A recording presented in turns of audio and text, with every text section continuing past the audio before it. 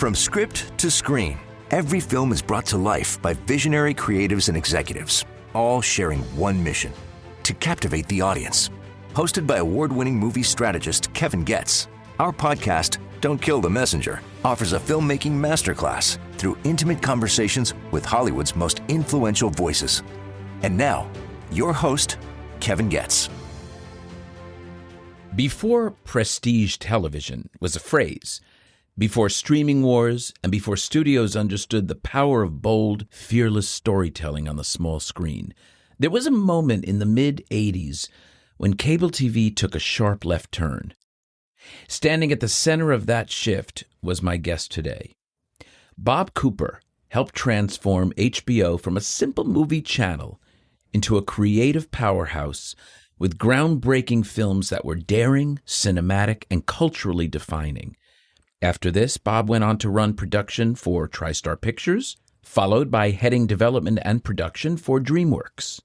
And later, he built Landscape Entertainment. He's one of Hollywood's most quietly influential storytellers and a master of risk-taking and reinvention. Bob, thank you so much for joining me today. I'm thrilled to have you as my guest. Thank you. I call you a raconteur, and you say, thank you. You're welcome. You're not a one-word man. No, I'll talk. I'll tell you what really connected the two of us, aside from the fact that we've been through a lot of testing and films together over the years, was the fact that we have a passion for travel. Yes. And I wouldn't take a trip without consulting with you of the Michelin star restaurants and where I should go for a number of trips. Correct? Exactly. Yes. So you have a very interesting background. You are the definition of what I like to call finding your and, your A-N-D. Finding your and in my world is I started as a child actor, and then I was a business owner, and then I was a focus group moderator, and then I was a producer of a live theater, and then I was a producer of film and a market research executive. And then I moved into owning my own company and to get me on the perfect path of where I am today. So you were as mixed up as I am. Exactly. Yet I found every one of those things the opportunity to inform who I am today. And a building block. A building block. Tell me about where you started and all of those ands, because there are a lot of them and they're all impressive. Okay, well, I think I could say it briefly. I'm Canadian, grew up in Montreal. And at the age of 19, I decided I wanted to study to be an actor. And at the time, not many people flew around like I did. I flew from Montreal to Los Angeles and studied at the Pasadena Playhouse to be an actor. In fact, Dustin Hoffman was a year ahead of me. And I quickly... Gene Hackman, too? Yes, I hear, but I never knew that. I didn't see him, but I did see Dustin. So I started there, and I quickly realized that basically I'm a control person and that an actor hasn't got that control. It's almost like a piece of meat in a way. And so... Especially, let's just say early on, particularly, yes, because you're a commodity. You're going in, you're selling yourself, and it's really tough. Very, very tough. There was that, plus my parents cut me off financially. They said, it's enough already. You need a profession. You weren't even like 18, 19? I was 19. You got to come home now. You played around. And so I went home and they basically said, you need a profession. So you want to go to law or medicine? So I went to law school. Oh, my God, Jewish parents. And yes, and I was very depressed for the first month. And then, and it's very hard to figure out, although recently I did, I loved law school. Why now? I understand. It's because there's stories. Hold on. You didn't start law school yet. You went to McGill at first and got a BA, didn't you? Yes, I got a Bachelor of Arts, then went away, then came back. And got a sociology degree. That was later. I got a master's in sociology. Do you see what I'm saying, listeners, about being and finding your and? He's the quintessential and. So basically, I realized what I did like is they were stories, there was conflict, and there was an outcome. And so I just loved law school, knowing I'd never practiced. And when I graduated, instead of doing what everybody else did, joining law firms, I decided to do something different. And I founded the first storefront legal aid office in Canada. Where a storefront legal aid office. And it was tied to McGill. I got McGill to agree to do this. Because this were more for disenfranchised people. That's why the storefront. Right. Correct? The idea is poor people did not want to go downtown to a big place that was intimidating. So the idea was we would bring the law to their area. And so that I thought was really interesting. And then McGill University, just after I graduated, said, you know what, give a course on this. So I gave a course at McGill on legal problems of the poor. Then the Department of Sociology said, would you help social workers So I did a course there.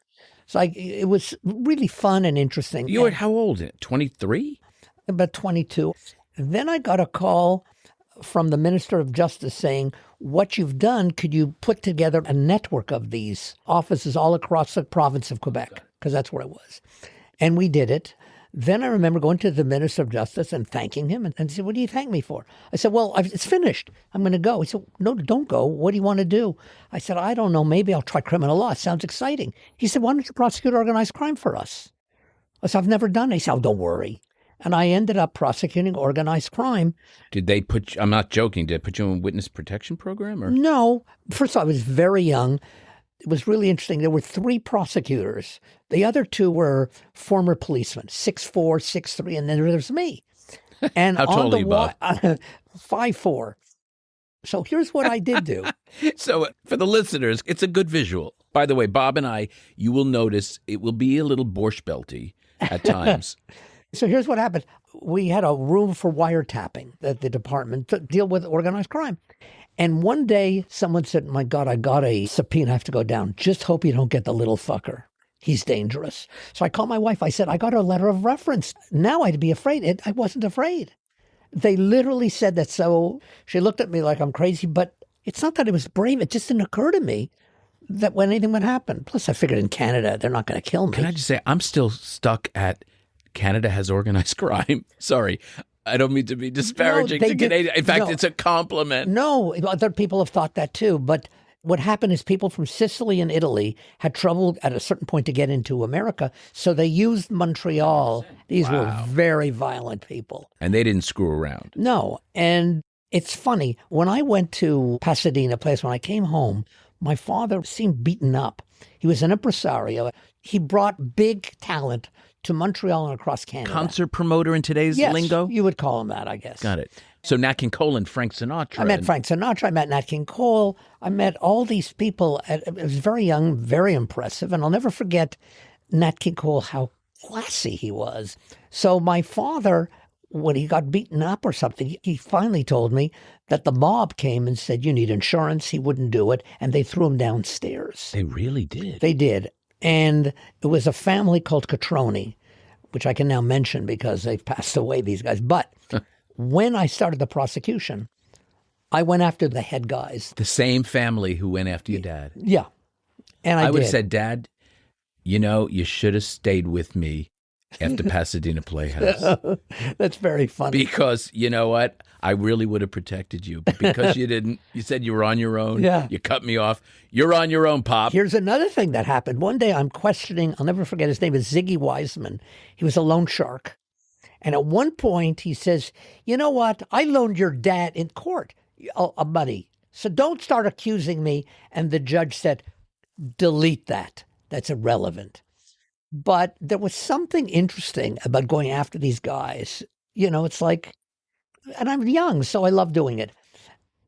So I do prosecuting organized crime, and then I'm interviewed on Canadian Broadcasting Corporation, CBC. They call me, and they say, we're planning on doing a show like 60 Minutes.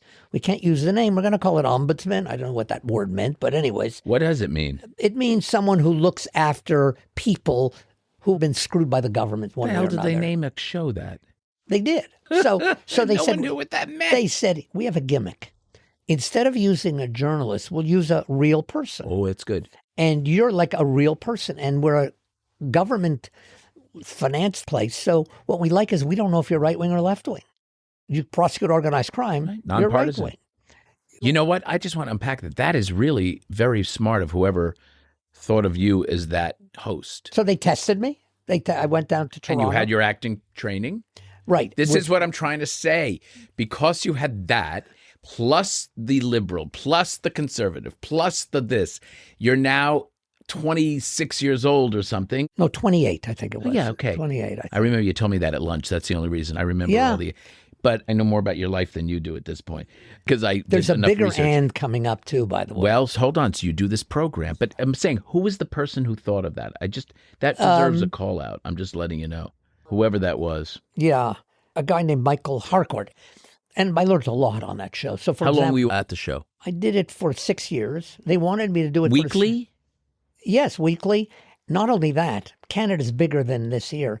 I traveled 3,000 miles a week every week for 7 months for 6 years. Was it only in Canada or was it also in the States or anywhere else? No, but I would sometimes interview people from America, like the Attorney General of the United States. Do you speak French? Yes. Was it also in French, by the way? No, it was in English. Okay, so that's incredible. You're morally safer and wrapped into at 28 years old. Right. And you are about to tell us about your next and. Okay, while doing the show, what occurred to me is the control was behind the camera, not in front. And so I quit. They wanted me to stay on. They did it for another year and whatever. But I decided... They canceled the show or they replaced you? When I decided to leave, they replaced me, but it only lasted for a year because they had been used to me, not because I'm good. Oh, yes, you were. So from there, I decided, okay, I want to be a producer and make movies. And while I knew nothing, I was very well known and there were big tax advantages in Canada. So basically I hung up my shingle and I got a lot of money to make movies. And looking back, it's very fun. I don't know what I was doing really. And so one of the first movies I think I made was with Michael Douglas. It was a little movie called Running. And I honestly didn't know what to do. I just read the script. I said, well, that sounds like fun. And he wanted to do it. And they needed a Canadian to get the tax credit. Yeah. But what was fascinating is there was something called videos. No one owned them. So when I did this movie, first of all, we raised the money independently. Then we sold the film to Universal, but just for the feature stuff. They didn't own television video. And so my lawyers worked in a way that before the movie opened, we were way in profit. So I said, this is an easy business. But wait. Then the next movie I made was called Middle Age Crazy with Bruce Dern and Margaret. Both shot in Quebec, by the way? No, that was shot in Houston.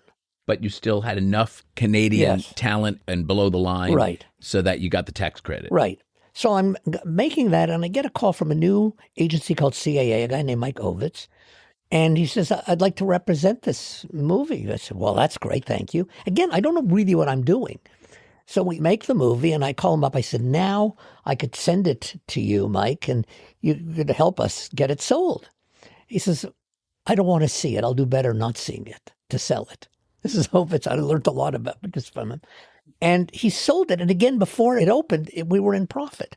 So I'm thinking, this is one of the easiest businesses I've ever heard of. So the next year... Sorry, I just have to... Oh, my Lord. So the next year, I get a lot of financial people saying, let's form a big company and we'll raise money. I then subcontracted. I got 2 producers to come in and help make the movies. At the end, it was tight, so I mortgaged my home. And it was a disaster. Your wife knew that? Afterwards. Anyway, so now I'm thinking, wait a second, I'm in real trouble here. I had to let go most of my staff, but I kept one person and I had one project left. And I'm thinking, what am I going to do? And this was a disaster. Everything was successful up till now. Now I learned the business. It's not so easy. So I had this one project left, and it was a Canadian story. And it was about a famous kid named Terry Fox. Terry Fox was a young kid. He had cancer. He ran across Canada and was very famous and then got very ill and eventually died. So we had a script that I thought was pretty good. And in the script, when he finds out he has cancer again, he says shit. And the CBC says, we're not making it. So I can't make it there. So what do? I'm desperate. I have nothing left. So all the features I had made before, I sold to a small company called HBO. So I fly down to New York. Home box office. Yes, I fly down to New York and I say, listen, you got to make something original. You got to make an original movie. You can't keep just running old things. I did it out of desperation. And if it doesn't work, I have Canadian money. Who did you pitch to? To a guy named Steve Sheffer, who worked under Michael Fuchs. Michael Fuchs at the time was not chairman, but I met him. But Michael Fuchs is really responsible for the beginning of HBO. Oh, he is amazing. Absolutely amazing. Yeah. Anyway, so I convince him to try to make this. And if it doesn't work, he'll lose very little money, but let's try it.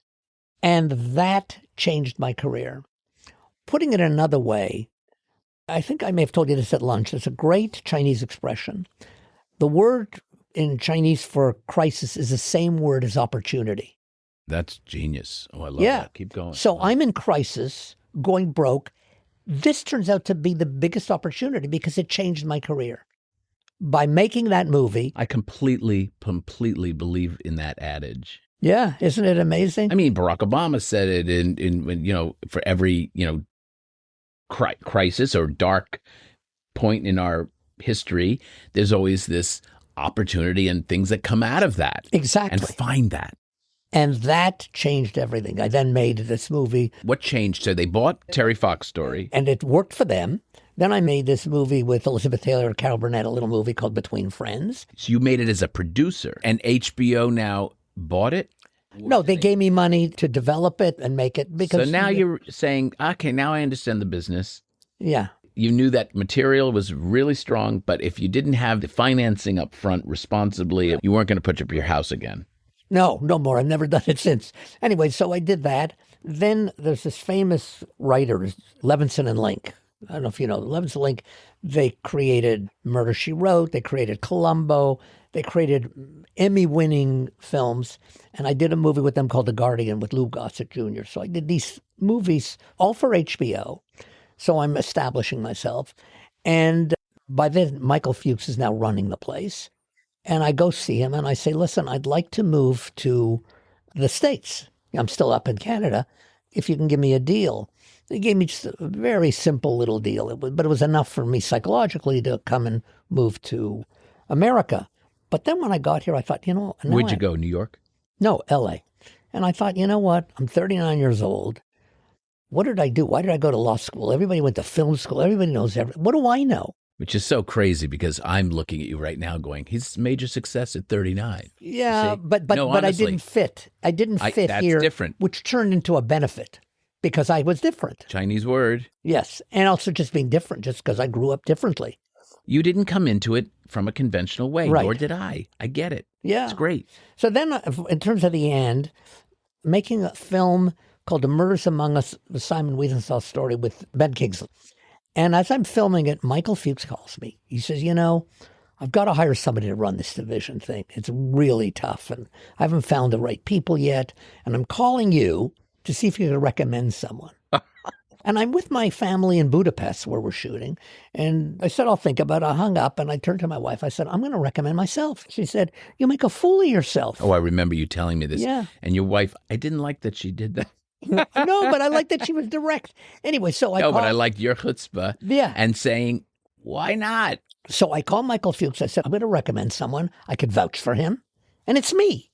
And he laughs a little. He said, well, it's very nice, but I've already offered it to Barbara Corday.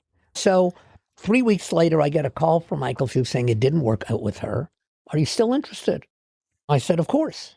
How does it not work in 3 weeks? I'm just asking. Well, I found out years later what happened is she wanted final cut. She wanted to be able to greenlight films.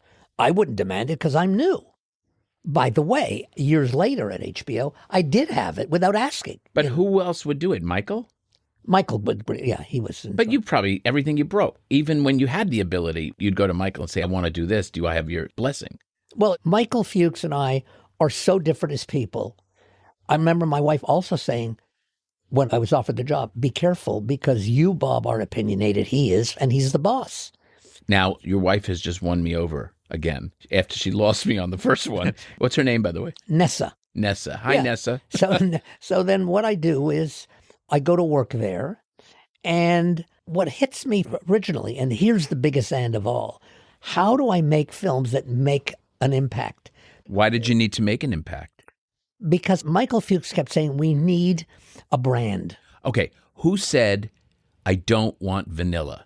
Michael Fuchs. To you? Yeah, he said, don't bring me vanilla? Yeah, don't bring me vanilla. I love that phrase. Yeah, that was Michael Fuchs.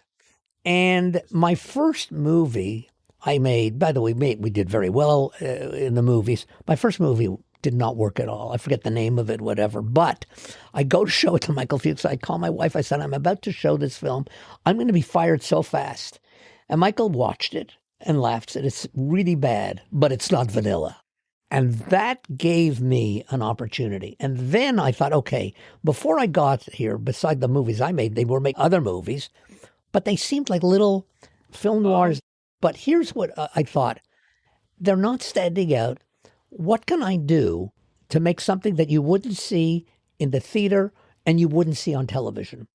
And here's the big and. I learned it all from my show in Canada. True stories, which people think, oh, God, what do we need them? And if they're sad, or no one's going to watch. Looking back, that was the key and to what you're saying. And so I began making films. The first one was Josephine Baker Story. Josephine Baker was this Black woman from St. Louis, and she grew out of terrible poverty and terrible segregation. She moved to Paris, became very famous in France, and she came back to America, but no one wanted her. She fought segregation. She was one of only 2 women with Martin Luther King in 1963.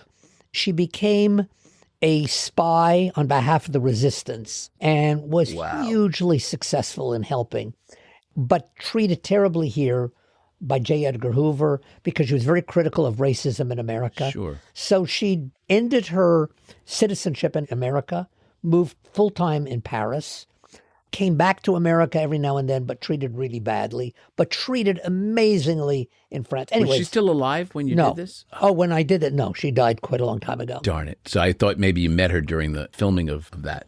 People don't talk about this, but that is the show that gave me and Michael Fuchs a plan. A white space. Yeah. You filled right into that. Like, it's beyond what network television would do. It felt important. It felt like I could watch it at home. I didn't need to go to a theater to see it. Right.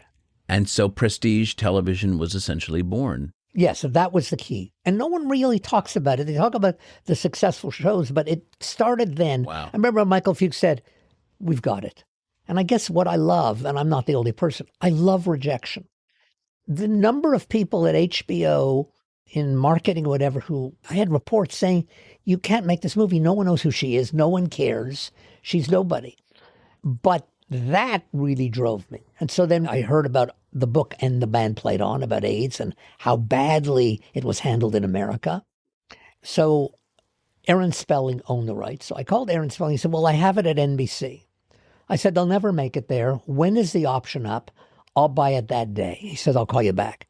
But he didn't call me, so I called him. He said, no, they don't want to do it. So I wanted to do it. You mean they want to renew it? They didn't want to renew it, NBC. So he had the rights. He always had the rights, but he sold them to NBC, but they weren't making it. That's it. The day they were available, you called him and he said what? He said, yeah. And so everyone at the time, though, said, it's a documentary. It's Of course they said that. dark. It ends badly. Everyone dies. And there's no central character. You know, what are you doing? We make it. By the way, very difficult. I felt I was in a political race because gay people were against it when they heard about it because Patient Zero was a Canadian flight attendant. So that hurt it. Others were against it. But Michael Fuchs was unbelievably supportive, and it did huge. And NBC bought it later to run it. That is ironic. When we come back, we're going to continue our discussion with Bob Cooper on HBO and much more. We'll be back in a moment.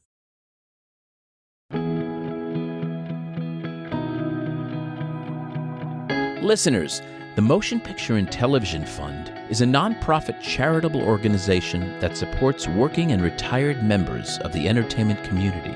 This wonderfully run organization offers assistance for living and aging with dignity and purpose in the areas of health and social services, including temporary financial assistance, case management, and residential living, and has been a crucial lifeline to thousands during and beyond critical times that our industry continues to experience. To learn more, visit mptf.com. Please join me in helping others in our industry during times of need. There are so many ways to offer support and get involved. Thank you.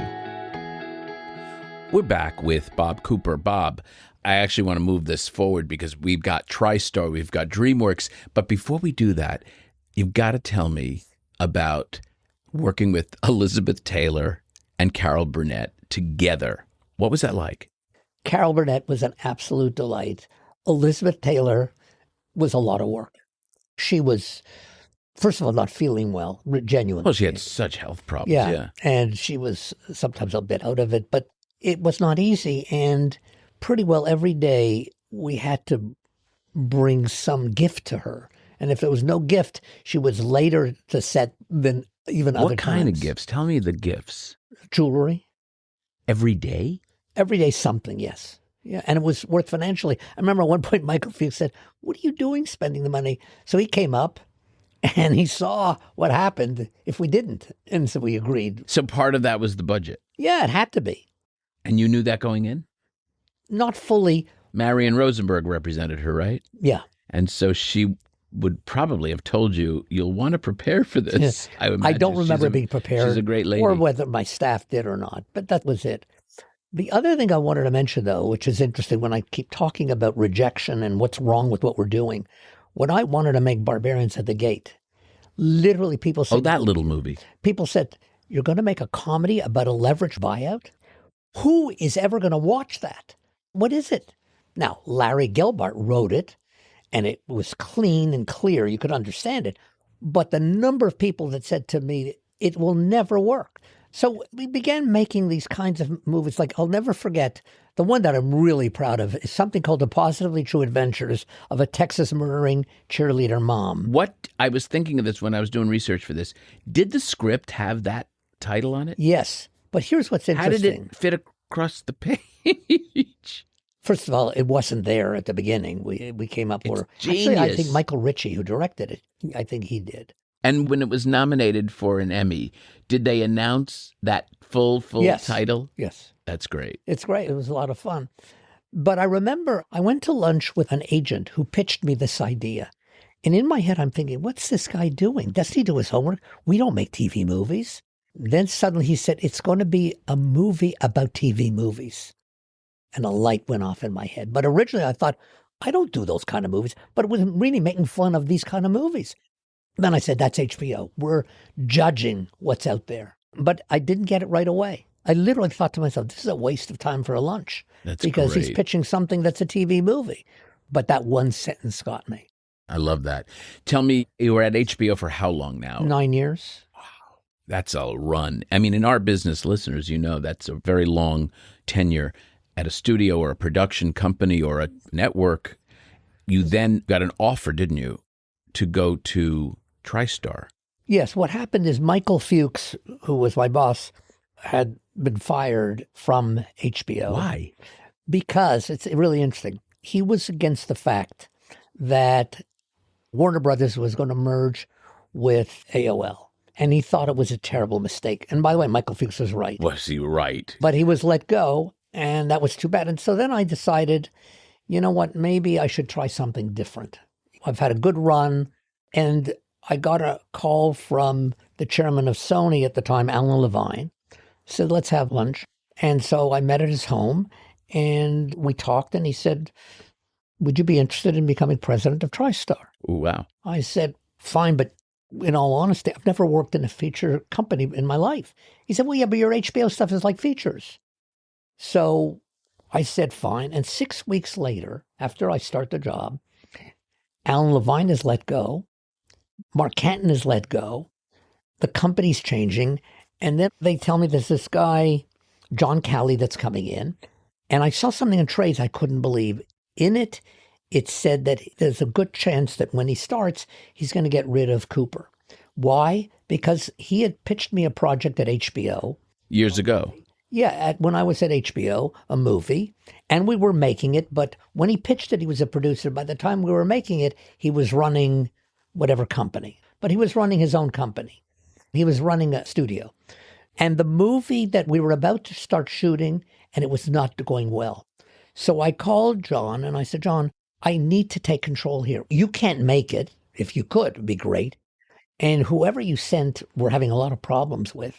I need to take it over because the movie's going to start and it's a mess and I can't fix it. So what I'd like to do is buy you out.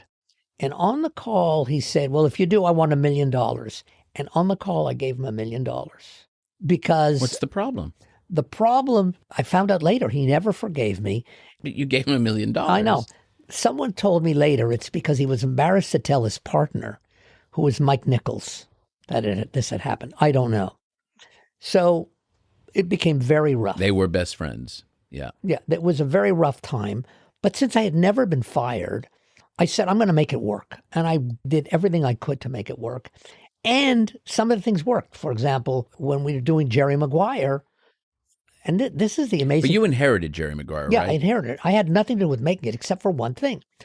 I was in a meeting. John Calley's there, so already I'm a little uncomfortable.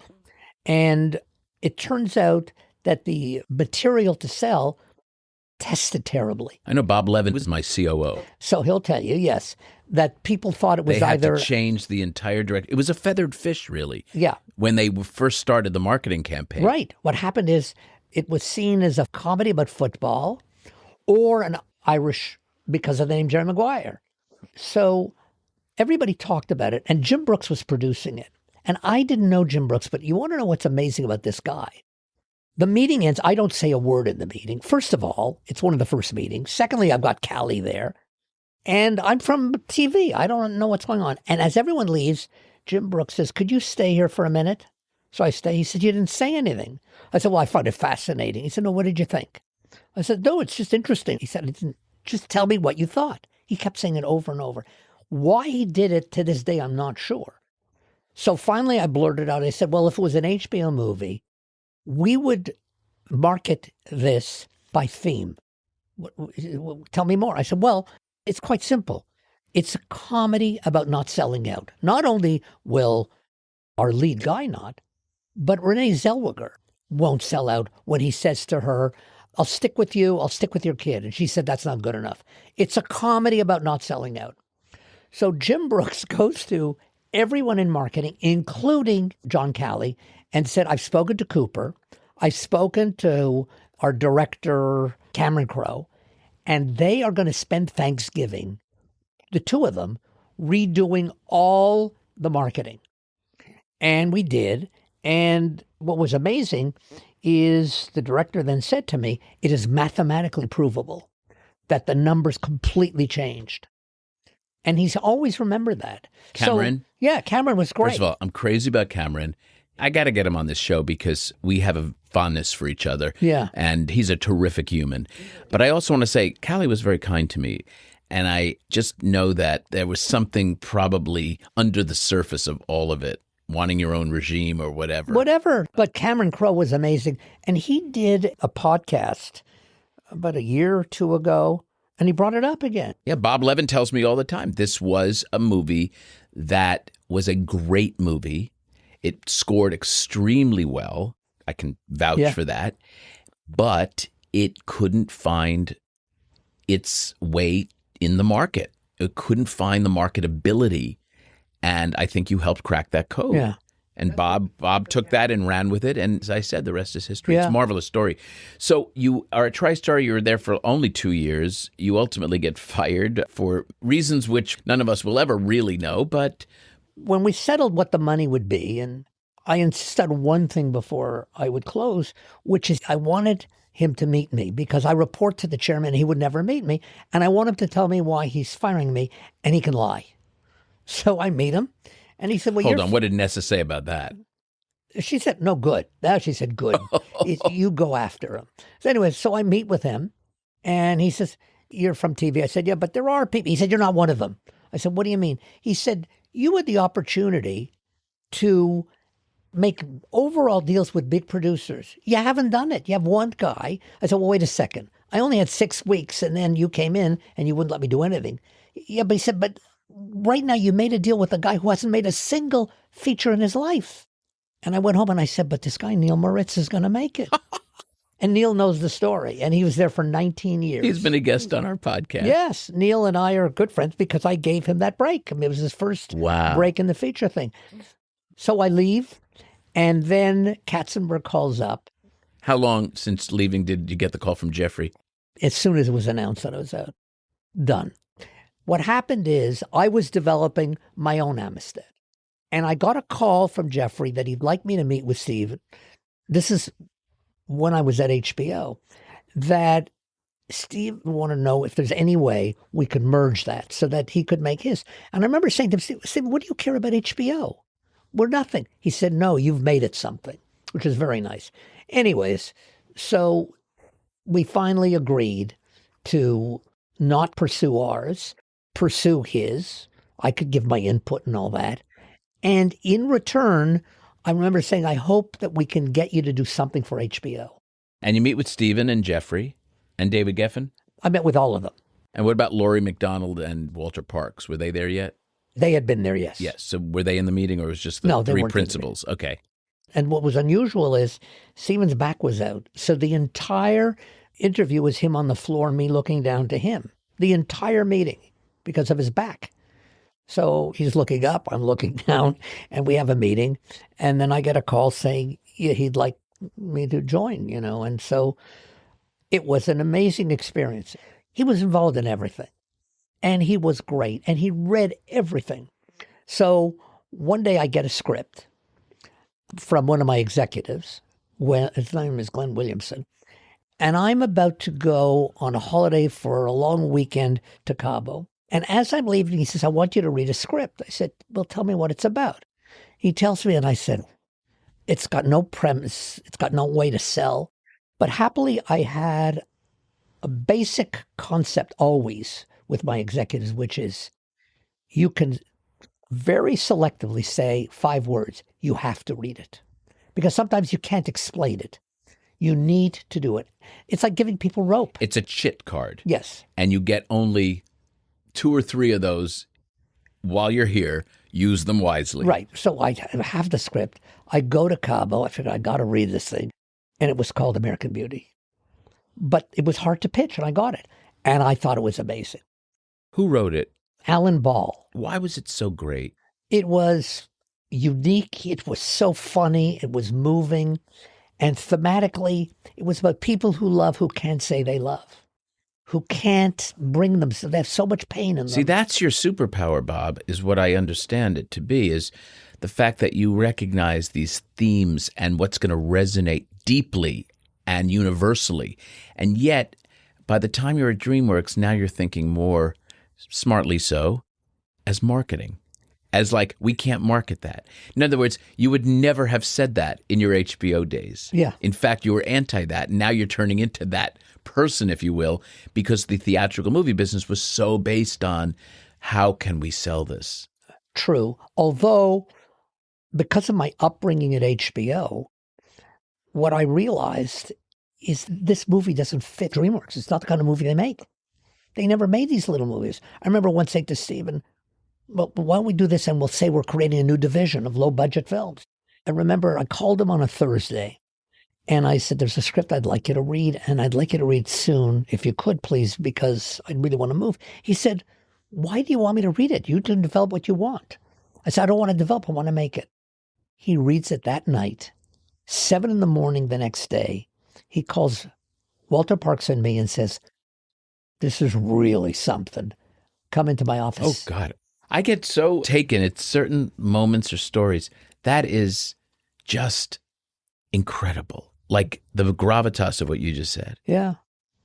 And he read it right away and said, can you make it for $12 million?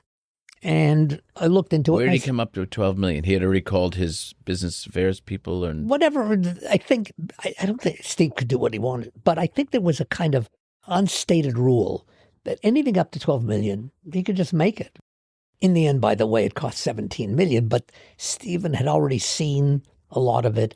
And by the way, when he saw the first cut of the movie, He said, "This is an Academy movie." He said it immediately. And he said, "We're going right into it." Did you get pushback from Jeffrey on that? A bit, yes. Yeah, because Jeffrey is so much about finding the audience, et cetera, which I can't blame him. I subscribe to that quite a bit myself. Yeah.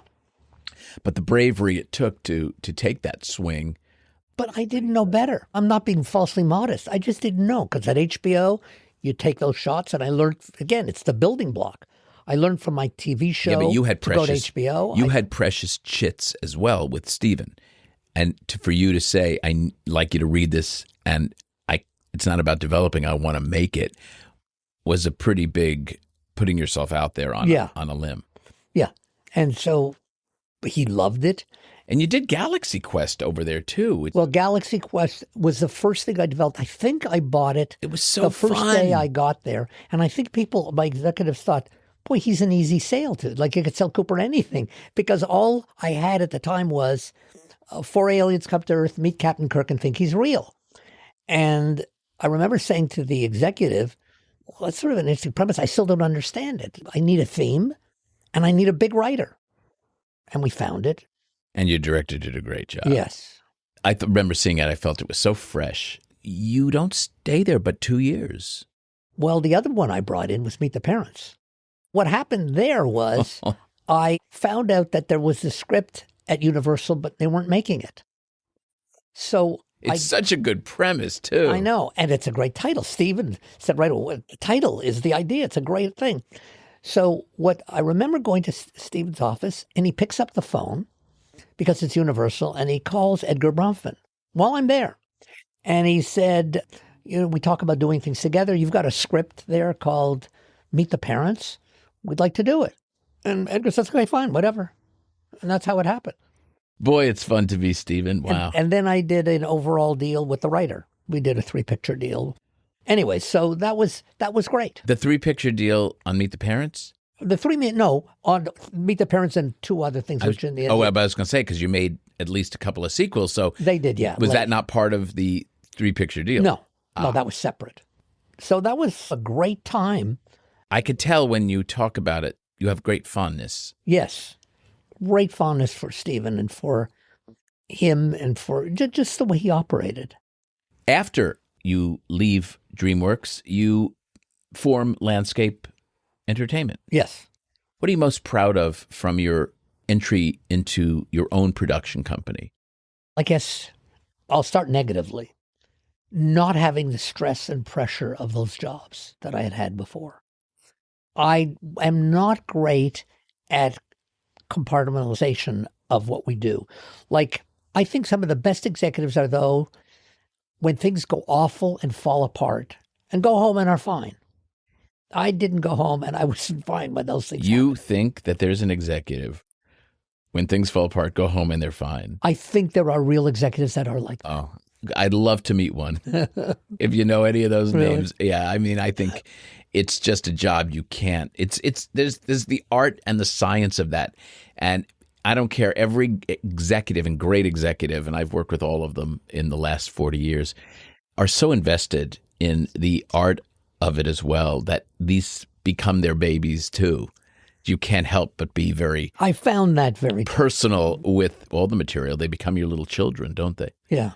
So that's an interesting way also, that you I think you were just a human being. And when things were over budget, it would bother me more than, even if it was not that much, it was just something, maybe from being from Canada. It just was very tough for me. Because you made a commitment that you were going to bring this movie in for $17 million in first 12, then 17. And if it went over to 17 and a half, you failed in your commitment. Yes. And you're a man of your word and with great integrity. It makes all the sense in the world.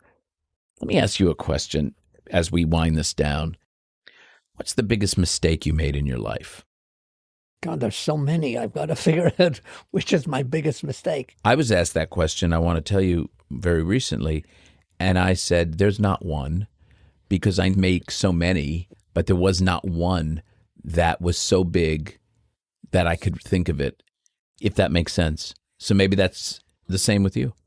Maybe. I think I learned a lot at Dreamworks, which was, and I'm not going to go through names, but not about Steven, but making the mistake that the work would speak on its own and not Being fight politically to defend savvy it. enough. Yeah, and not fight for the credit of it or for whatever.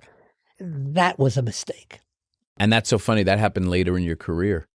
Thinking that the work is enough, and the work often isn't enough. Laurence Olivier has a great quote that it's not enough to have talent. You have to have a talent for talent. And so you need to keep yourself marketed, publicized. When no one else is willing to give you the credit, say, but I contributed. That is not unimportant to elevate one's career. To just rely on, I'm going to be quiet and demure in that room could be cute, but it's a little boring. Yeah. The other thing I learned, which isn't in the direction you're talking about, but I think was important to me, was have a life. You know, I was like looking back, I think I did well, but it was like a machine. And I needed to take time after all those jobs to just have a real life. You have kids? I have kids, as a father, as a husband, to be there. And did you think you were there, Bob? Not enough. And so I took off a number of years just, which a lot of people who know me thought I could never do. And I did. And I traveled. Travel, as you said, was very important to me. And got a perspective, which has been very helpful. What's the one thing that nobody knows about Bob Cooper that you can share with us?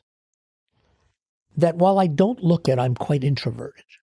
And I think that also hurt somewhat. It's just who I am. You know, I love reading. I love thinking. I love all that and the making of it. And I think some people thought at times I was arrogant as a buyer because I didn't show up at parties. It's just not who I was. It's not what I wanted.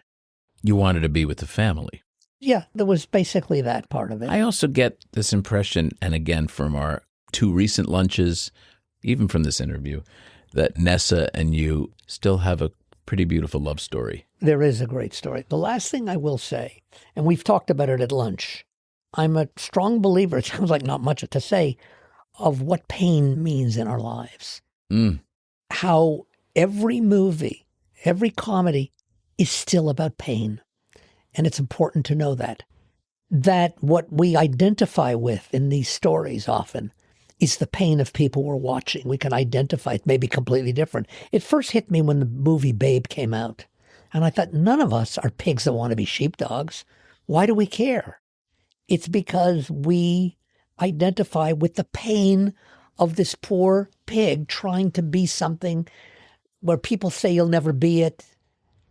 And he sort of wonders, but he doesn't. We all wonder, especially when we're younger. Can we be more than what people think we are? And so pain is very important in my head. We once talked about it.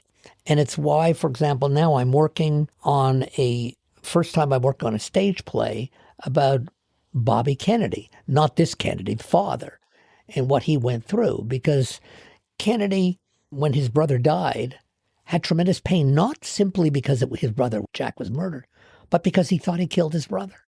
He literally said, my attack against enemies have brought enemies into my home. I made my brother go after the mob. I made him go after the Southern bigots. I made him go after Cuba. And there was no point killing me, but they killed my brother, and I did it. And he was in so much pain that one day what happens is Ethel goes to Jackie Kennedy and said, Bobby is a mess. I can't handle it. I'm going to take my kids skiing over school break. I know you're going to Antigua to your place. Take Bobby. All I ask is you bring him back. And it's a story of what happened when they were away and what Jackie did to get Bobby to become alive again. And it was all about pain. And she forced him to read this book from about a book written thousands of years ago by Aeschylus. And there's a great quote. In our sleep, pain which cannot forget falls drop by drop upon the heart until at our despair against our will, through the awful grace of God, comes wisdom.